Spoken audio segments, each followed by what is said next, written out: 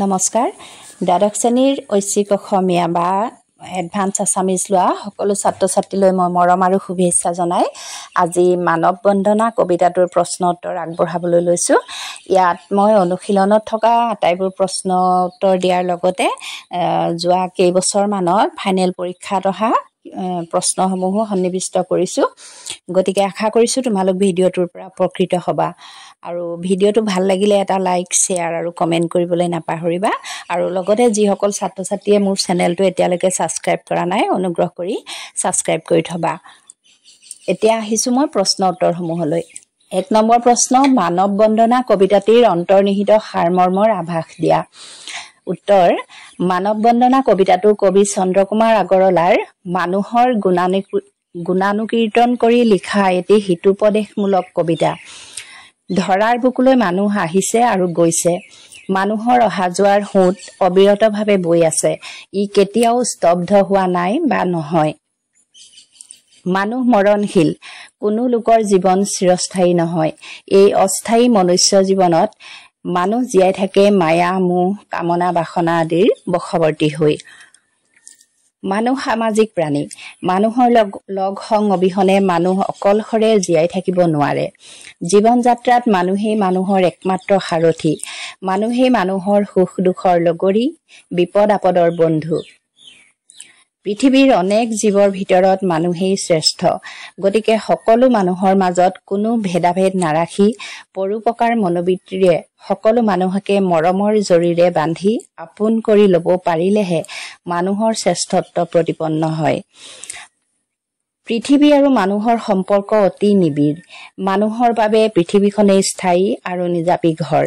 কিয়নো এই পৃথিৱীতে মানুহৰ জন্ম হয়, কৰ্ম কৰে আৰু মৃত্যুৰ পিছত এই পৃথিৱীতে বিলীন হয়। মানুহৰ বাবে মানুহেই দেৱতা। সকলো মানুহৰ অভ্যন্তৰত পৰম কৰোণাময় ঈশ্বৰ আত্মাৰূপে বিয়পি আছে। গতিকে মানুহৰ সেৱা শুশ্ৰূষাই মানুহৰ পৰম ধৰ্ম। সকলোৱে এই ধৰ্ম পালন কৰিলে পৃথিৱীতে স্বৰ্গীয় সুখ প্ৰাপ্তি হ'ব। এয়ে হৈছে মানৱ বন্দনা কবিতাটোৰ সাৰমৰ্ম। ২ নম্বৰ, এই যে পৃথিৱীৰ স্বৰ্গটো অধিক মানুহৰ নিজাপি ঘৰ। কবিয়ে কিয় কি প্ৰসংগত এনেদৰে কৈছে, কবিয়ে ইয়াৰ দ্বাৰা কি উপদেশ দিব খুজিছে? উত্তৰ, উক্ত কবিতাফাঁকি আমাৰ পাঠ্যপুথিৰ অন্তৰ্গত চন্দ্ৰকুমাৰ আগৰৱালাদেৱৰ মানৱ বন্দনা শীৰ্ষক কবিতাটোৰ পৰা অনা হৈছে। কেৱল পৃথিৱীখনতহে মানুহৰ স্থিতি সম্ভৱ হৈছে। পৃথিৱীৰ বাদে ব্ৰহ্মাণ্ডৰ আন ক'তো ই সম্ভৱ হোৱা নাই। পৃথিৱীখনেই হৈছে মানুহৰ জন্মস্থান আৰু কৰ্মক্ষেত্ৰ। গোটেই পৃথিৱীখন এটা ঘৰ আৰু ইয়াত বসবাস কৰা সকলো মানুহ সকলোৰে আত্মীয় আপোন। এই প্ৰসংগতে কবিয়ে কবিতাফাঁকিৰ অৱতাৰণা কৰিছে। পৃথিৱীখনেই মানুহৰ চিৰন্তন আৱাসভূমি। অনন্ত কালজুৰি পৃথিৱীৰ বুকুলৈ মানুহ আহিছে আৰু গৈছে। পৃথিৱীৰ বুকুতে মানুহ জন্মিছে, কৰ্ম কৰিছে আৰু মৃত্যুৰ লগে লগে পৃথিৱীৰ বুকুতে বিলীন হৈছে। সেয়ে পৃথিৱীখনেই মানুহৰ বাবে স্থায়ী আৰু নিজাপি ঘৰ। পৃথিৱীখন যদি এখন ঘৰ বুলি ধৰি লোৱা হয়, তেন্তে পৃথিৱীত বাস কৰা প্ৰত্যেকজন মানুহেই এটি পৰিয়ালৰ সদস্য। গতিকে পৰস্পৰ মিলাপ্ৰীতি, মৰম চেনেহ আৰু বুজাপৰাৰ মাজেৰে সকলোৱে জীয়াই থাকিবলৈ চেষ্টা কৰিব লাগে। মানুহ ঈশ্বৰৰ সন্তান।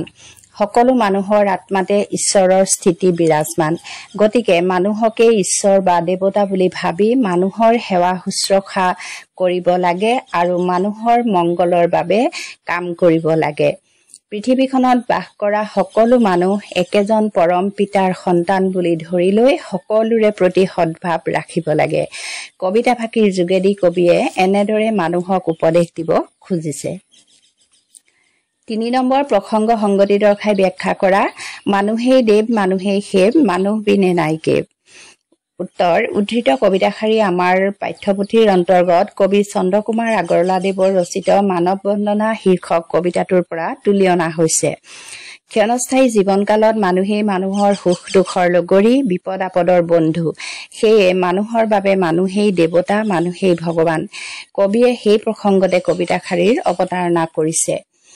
মানুহ সামাজিক প্ৰাণী। মানুহৰ লগ সং অবিহনে অকলশৰীয়াকৈ কোনেও জীৱন কটাব নোৱাৰে। জন্মৰ পৰা মৃত্যুলৈকে প্ৰতিটো খোজতে মানুহেই মানুহক লগ দিয়ে বা সহায় কৰে। মানুহৰ বাদে অন্য জীৱ-জন্তুৱে সেই কাম কৰিব নোৱাৰে। আনহাতে ঈশ্বৰ, দেৱ-দেৱতা আদি অদৃশ্য শক্তিহে মাথো মানুহৰ ৰূপত কেতিয়াও ধৰা নিদিয়ে বা উপস্থিত নহয়। কিন্তু প্ৰত্যেক মানুহৰ অন্তৰাত্মাতে ঈশ্বৰৰ অস্তিত্ব লুকাই থাকে।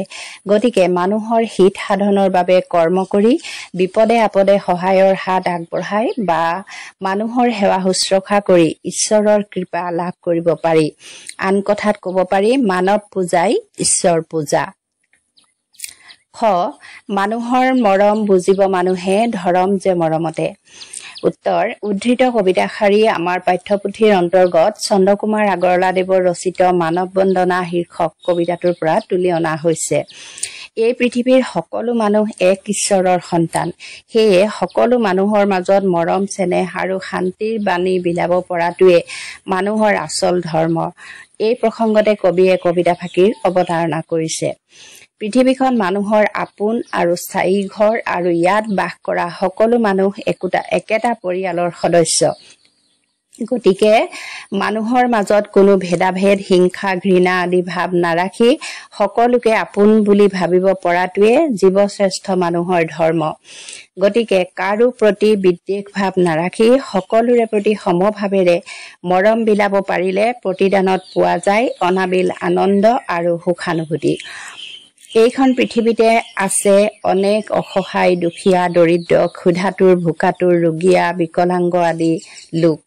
মানুহৰ সহায় সহযোগৰ অবিহনে তেওঁলোকৰ জীৱন হয় অন্ধকাৰ।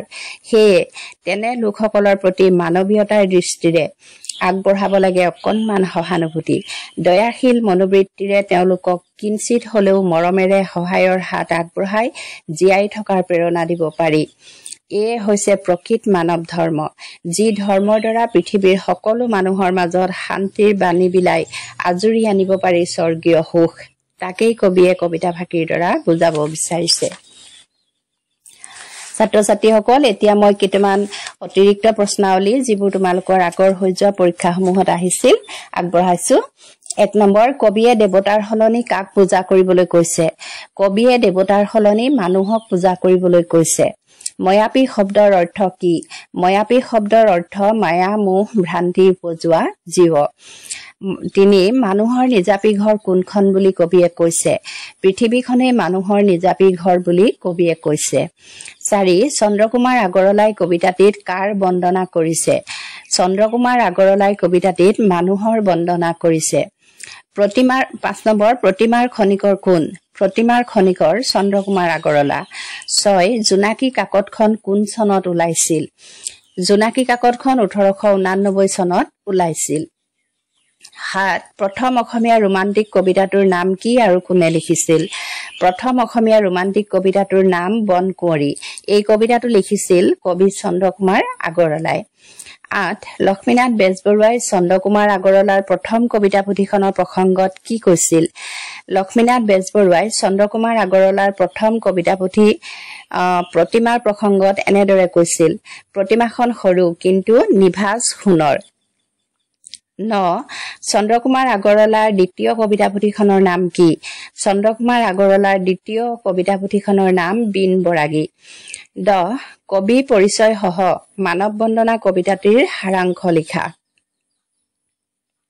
উত্তৰ: মানৱ বন্দনা কবিতাটিৰ কবি প্ৰতিমাৰ খনিকৰ নামে খ্যাত চন্দ্ৰকুমাৰ আগৰৱালা। তেখেতৰ জন্ম হৈছিল 1867 চনত তেজপুৰৰ কলংপুৰ মৌজাৰ ব্ৰহ্মজানত। চন্দ্ৰকুমাৰ আগৰৱালা আছিল জোনাকী যুগৰ সাহিত্যিক আন্দোলনৰ অন্যতম গুৰিয়াল। লক্ষ্মীনাথ বেজবৰুৱা আৰু হেমচন্দ্ৰ গোস্বামীৰ লগ লাগি তেখেতে 1889 চনত জোনাকী কাকত উলিয়ায়। জোনাকীৰ প্ৰথম বছৰ প্ৰথম সংখ্যাতে প্ৰকাশ পোৱা তেখেতৰ বন কুঁৱৰী নামৰ কবিতাটোৱে প্ৰথম অসমীয়া ৰোমান্টিক কবিতা। তেখেতে 2খন কাব্যপুথি প্ৰকাশ কৰিছিল, প্ৰথমখন প্ৰতিমা আৰু দ্বিতীয়খন বিন বৰাগী। 1977 চনত গুৱাহাটীৰ নিজা বাসগৃহত তেখেতৰ দেহাৱসান ঘটে।